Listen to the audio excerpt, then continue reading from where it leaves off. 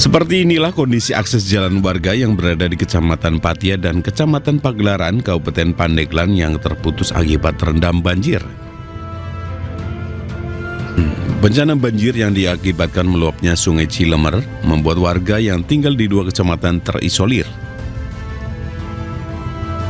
Warga yang memaksa menggunakan kendaraan roda 2 harus menaiki kendaraannya ke kendaraan roda 3 hingga rakit yang dibuat dari pohon pisang. Hujan yang turun selama 1 hari 1 malam membuat akses jalan warga kembali terendam banjir dengan ketinggian air mencapai kurang lebih 1 meter. Tadi ngelihat motornya dinaikin ke rakit, kenapa sih ya? Ya karena akses jalan terputus karena banjir ya. Kedalaman air udah nyampe 1 meter lebihan kayaknya. Oh, 1 meter lebih ya? Iya, jadi kita terpaksa naik rakit. Banjir tidak hanya merendam akses jalan penghubung kecamatan. Saat ini banjir juga telah merendam sejumlah pemukiman di wilayah tersebut. Dari Pandeglang, Banten, Iskandar Nasution, iNews melaporkan. Pemirsa, puluhan warga desa Seradek, Kabupaten Aceh Barat mendadak gempar setelah ditemukan butiran yang diduga emas di halaman rumah salah satu warga. Fenomena ini dipicu warga lainnya untuk mendatangi lokasi dan berburu emas dengan menyuling pasir dan air secara manual.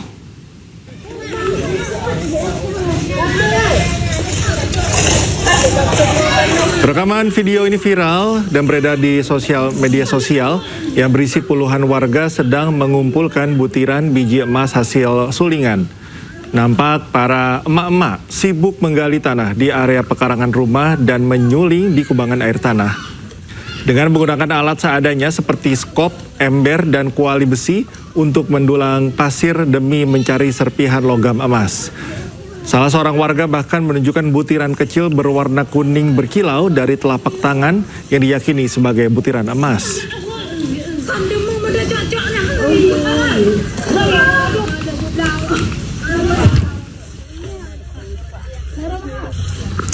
Kelangkaan gas kian menghantui warga Aceh, pemirsa. Di tengah kebutuhan hidup yang mendesak, masyarakat terpaksa antre berjam-jam membawa anak yang bahkan berpeluang pulang dengan tangan kosong.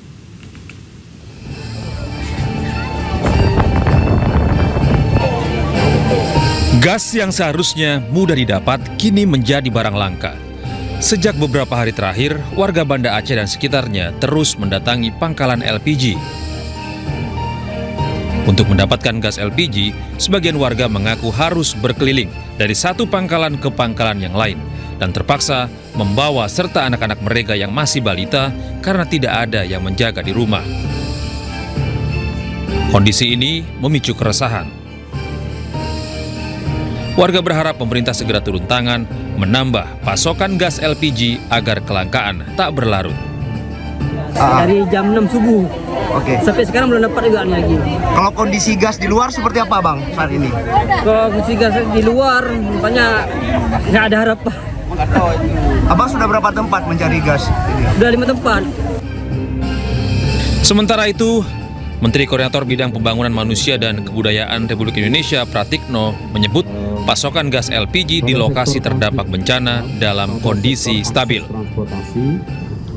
Terkait ketersediaan BBM dan gas, secara umum pasokan di wilayah terdampak berangsur stabil meskipun di beberapa kabupaten seperti Tapsel, Mandailing Natal, serta Bener Meriah dan Aceh Tengah masih terjadi keterbatasan dihadapkan pada tantangan-tantangan untuk percepatan distribusi.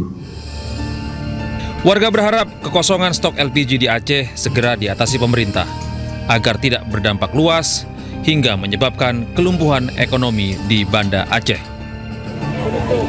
Dari Banda Aceh, Syukri Syarifuddin, iNews melaporkan.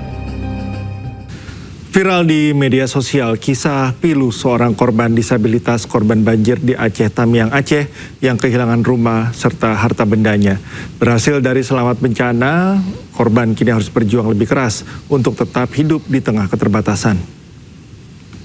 Inilah Bang Zulkarnain membersihkan puing-puing rumahnya. Zulkarnain, seorang pria penyandang disabilitas di Aceh Tamiang Aceh ini kehilangan rumah dan harta bendanya akibat banjir bandang. Rumah sederhana yang selama ini menjadi tempatnya berteduh hanyut dihantam banjir. Harta bendanya hancur tak tersisa. Dalam video diceritakan bahwa Zulkarnain telah ditinggal ayahnya sejak kecil dan menjalani hidup tanpa sosok ayah selama 34 tahun lamanya. Kini di tengah bencana, mereka yang paling terbatas dipaksa berjuang lebih keras.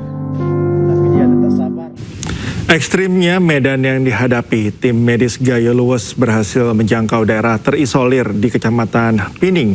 Miris saat petugas datang, warga dilanda kelaparan karena tak ada bantuan makanan yang masuk pasca banjir bandang.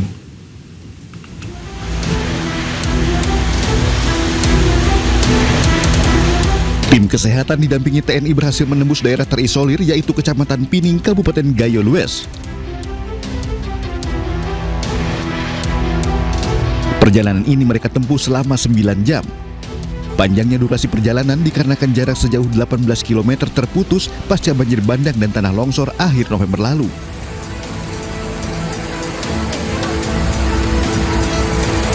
Setibanya di lokasi, tenda pengungsian berdiri seadanya dan terpal lusuh menjadi atap perlindungan warga dari hujan dan dinginnya pegunungan.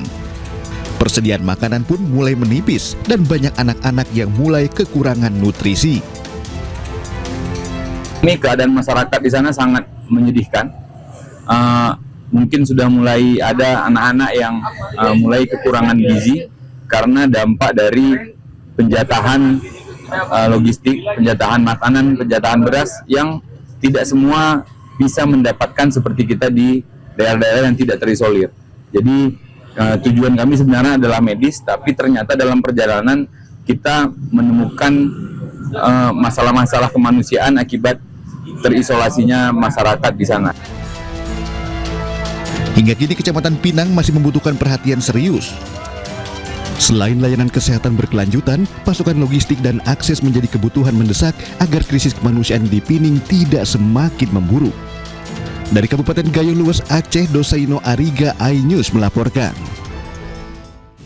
Untuk memenuhi kebutuhan dasar warga terdampak bencana, pasokan air bersih mulai didistribusikan ke sejumlah wilayah di Kabupaten Agam, Sumatera Barat. Distribusi ini dilakukan seiring upaya pemulihan kondisi dasar masyarakat pasca bencana. Memasuki pekan ketiga pasca bencana, kebutuhan air bersih masih menjadi salah satu kebutuhan utama bagi para penyintas di Kabupaten Agam. Untuk membantu pemenuhan kebutuhan tersebut, Kementerian Pekerjaan Umum mengirimkan hidran umum dan mobil tangki air ke sejumlah titik terdampak di Kecamatan Tanjung Raya. 4 unit hidran umum berkapasitas 2.000 liter dan 6 unit berkapasitas 1.000 liter dikerahkan untuk melayani kebutuhan air warga. Pasokan air bersih ini dinilai membantu kebutuhan sehari-hari warga, terutama di wilayah yang akses airnya masih terganggu pasca bencana. Terima kasih pada Kementerian PU yang telah membantu masyarakat Jorong Kubu Baru ke Negara Meninjau, Kecamatan Tanjung Raya, Kabupaten Agam dengan memberikan air bersih kepada kami yang pada saat ini tertimpa bencana dan kesulitan akan air bersih. Terima kasih. Pemirsa, organisasi kemasyarakatan Gerakan Rakyat menyampaikan pernyataan sikap terkait dampak bencana di sejumlah wilayah Sumatera. Mereka menyebut dampak bencana di Aceh, Sumatera Utara, dan Sumatera Barat menjadi perhatian bersama karena luasnya wilayah terdampak. Berdasarkan data BNPB, tercatat lebih dari 1.000 jiwa meninggal dunia, ratusan orang hilang, dan ribuan warga mengungsi. Gerakan Rakyat juga menyampaikan adanya kerusakan infrastruktur seperti jalan, jembatan, dan fasilitas kesehatan yang berpengaruh pada akses bantuan dan distribusi logistik. Sementara itu, pemerintah melalui BNPB menyatakan penanganan darurat terus dilakukan dengan penyaluran logistik, pengerahan personel, serta percepatan pembukaan akses ke wilayah terisolasi. Gerakan Rakyat mendesak Presiden Republik Indonesia untuk segera 1. Tetapkan status bencana nasional. Bencana nasional adalah bentuk keberpihakan pemerintah pada korban bencana kali ini.